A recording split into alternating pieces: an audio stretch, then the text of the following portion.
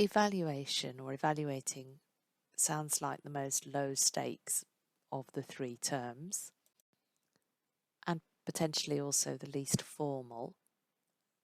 There are no negative outcomes of an evaluation, or perhaps that's the least likely. It sounds more like a diagnostic assessment, but that could be something as simple as monitoring in a classroom to find out generally where your class of learners are at.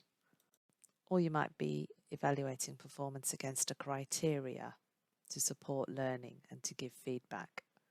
I don't think it's a term with a set definition in the field of language testing.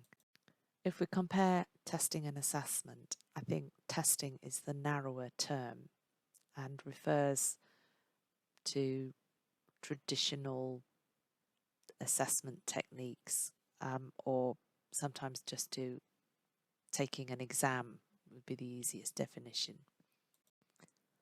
Assessment's more of an umbrella term, and it can cover all different types of assessment: summative assessment, diagnostic assessment, formative assessment, assessment for learning, assessment of learning, and so on. It could also cover things like language policies, national policies, so it's much broader in scope.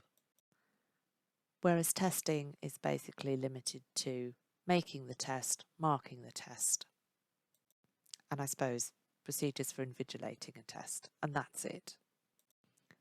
It's also used to compare two ways of doing things: classroom test versus national test, paper-based test versus online test, high stakes test versus low stakes test.